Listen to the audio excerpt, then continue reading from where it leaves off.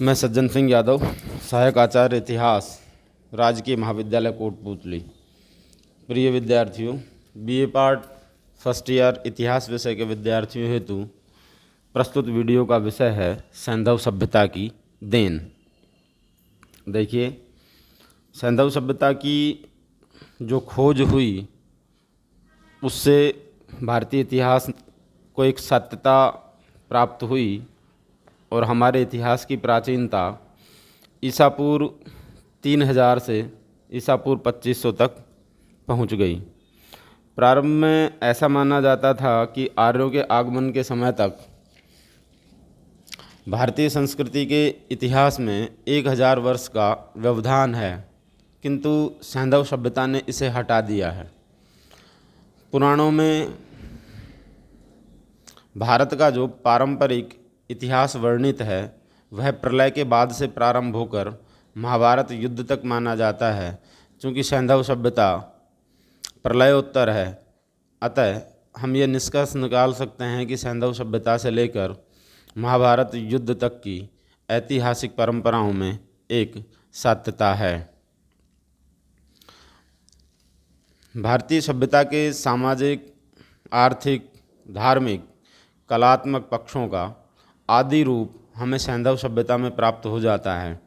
सामाजिक जीवन के क्षेत्र में हम चतुर्वर्ण व्यवस्था के बीच सैंधव सभ्यता में पाते हैं। मोहनजोदड़ो की खुदाई में प्राप्त अवशेषों के आधार पर विद्वानों ने सैंधव समाज को 4 वर्गों में बांटा है: विद्वान, योद्धा, व्यापारी, शिल्पकार और श्रमिक।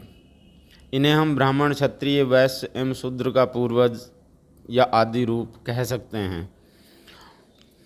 आर्थिक जीवन के क्षेत्र में हम पाते हैं कि कृषि, पशुपालन, उद्योग धंधे, व्यापार, वाणिज्य आदि का संगठित रूप से प्रारंभ सैंधव वासियों ने ही किया, जिनका विकास बाद की सभ्यताओं में हुआ। यहीं के निवासियों ने बाह्य जगत से संपर्क स्थापित करने का मार्ग प्रशस्त किया, जो बाद की सदियों तक विकसित होता रहा। भारतीय आहत मुद्राओं पर अंकित कुछ प्रतीक सैंधव लिपि के चिन्हों जैसे हैं, जबकि सांचे में ढालकर तैयार की गई मुद्राएं अपने आकार प्रकार के लिए सैंधव मुद्राओं की ऋणी हैं।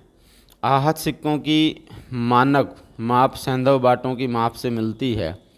हड़प्पा तथा मोहनजोदड़ो के बर्तनों, मिट्टी की वस्तुओं आदि पर अंकित कुछ चिन्ह, आकृतियाँ, प्रतीक आदि पंजाब में ईसा पूर्व की प्रारंभिक सदियों की वस्तुओं पर अंकित मिलते हैं। सैंधव सभ्यता की सर्वाधिक महत्वपूर्ण या सैंधव सभ्यता का जो सर्वाधिक महत्वपूर्ण प्रभाव है वो हिंदू धर्म और धार्मिक विश्वासों पर हमें दिखाई पड़ता है। मार्शल महोदय ने यहाँ यह सुझाया है कि हिंदू धर्म के प्रमुख तत्वों का आदि रूप हमें सैंधव धर्म में प्राप्त हो जाता है। इस चीज़ को या इन बातों को हम निम्न बिंदुओं के अंतर्गत समझने का प्रयास करेंगे। सैंधव धर्म में मातृ देवी का प्रमुख स्थान था।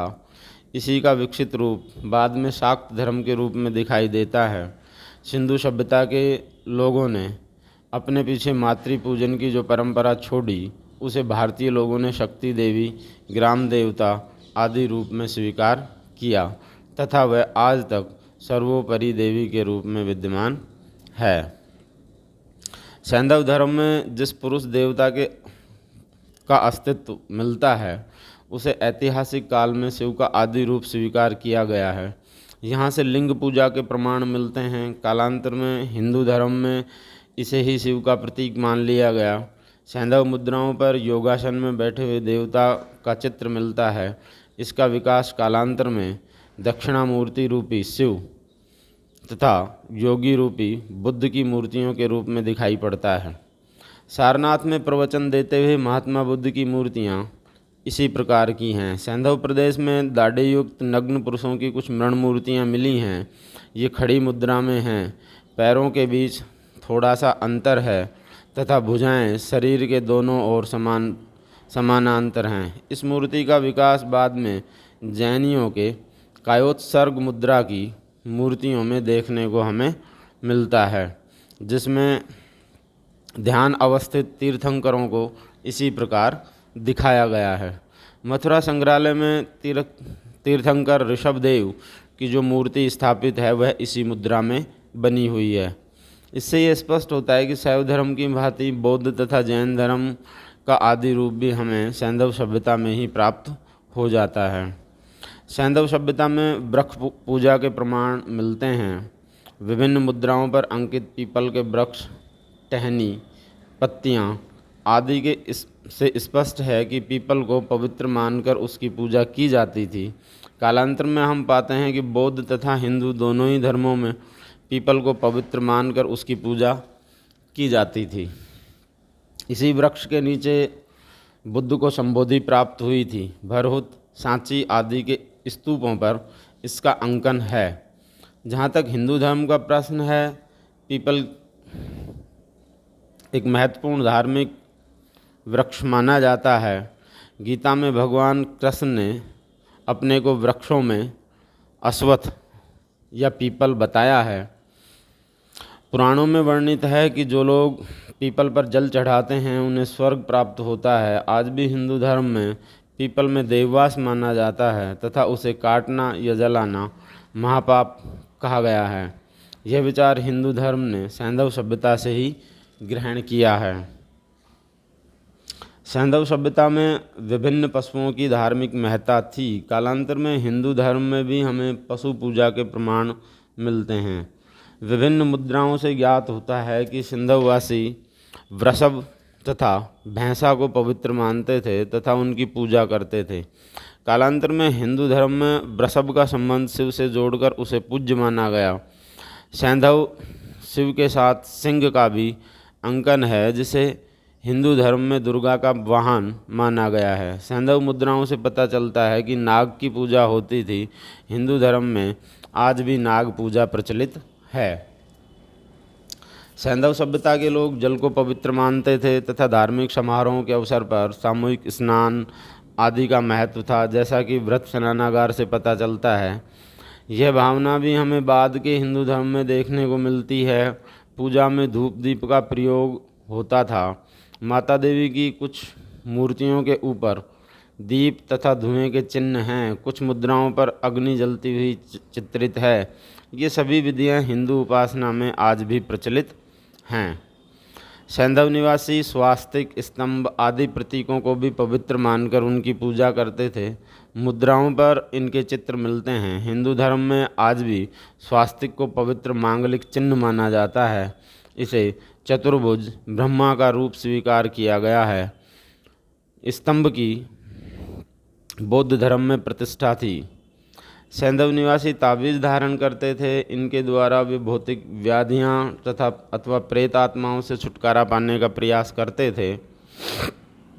इस प्रकार का अंधविश्वास आज भी हमें हिंदू धर्म में देखने को मिलता है।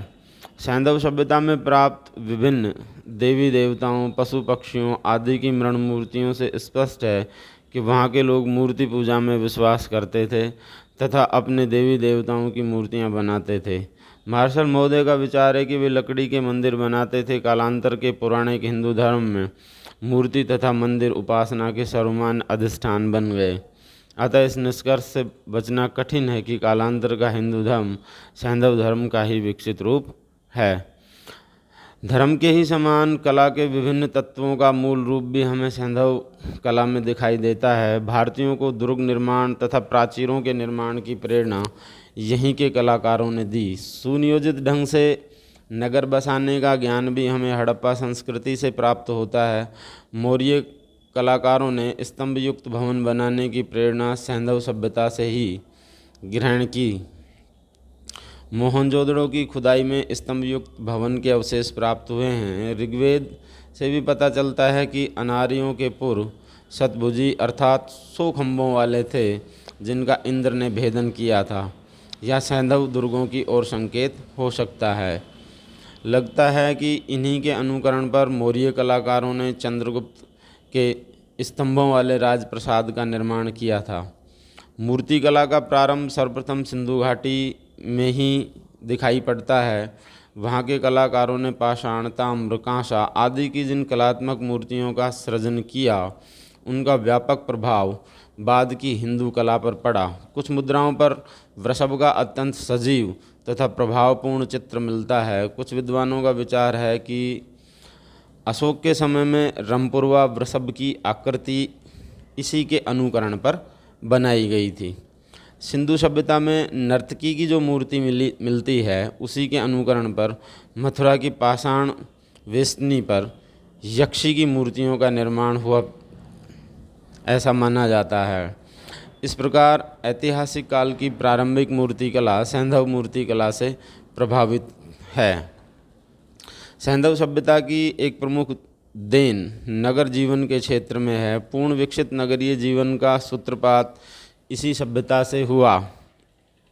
सुरक्षा, स्वास्थ्य, स्वच्छता इत्यादि के क्षेत्र में सैंधव लोगों ने बाद की पीढ़ियों का दिशा निर्देशन किया है। नगर शासन के क्षेत्र में भी उनका योगदान है, क्योंकि उनके नगरों में स्वास्थ्य एवं सफाई आदि के लिए नगर पालिकाओं का अस्तित्व अवश्य रहा होगा। सैंधव निवासियों का शासन अत्यंत सुदृढ़ एवं एकात्मक था। कहा जा सकता है कि एक छत्र एवं सुदृढ़ शासन की प्रेरणा भारतीयों को उन्हीं से प्राप्त हुई है।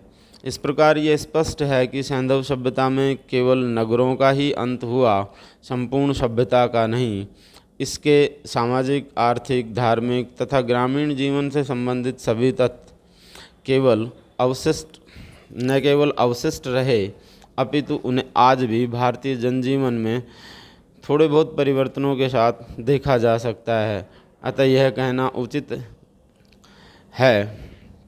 उचित नहीं है कि आर्यों ने सैंधव सभ्यता का विनाश किया।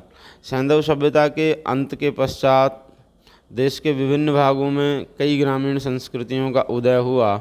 इनमें सिंधु क्षेत्र में झूकर संस्कृति, पश्चिमी पंजाब में कब्रिस्तान एच संस्कृति, पूर्वी पंजाब, राजस्थान, पश्चिमी उत्तर प्रदेश आदि में पांडुवर्णी मृदभांड वाली संस्कृति तथा गुजरात क्षेत्र में लाल चमकदार मृदभांड संस्कृति आदि विशेष रूप से उल्लेखनीय हैं। इन सभी की पहचान अनेक प्रकार के मृदभांडों के आधार पर की जाती है। इसके साथ ही देश के विभिन्न भागों में कई विकसित कृषि संस्कृतियां अस्तित्व में आई। नगरीकरण प्राय विलुप्त हो गया, जिसका पुनः प्रारंभ ईसा पूर्व की 6वीं शताब्दी में हुआ। प्रस्तुत वीडियो में इतना ही। धन्यवाद।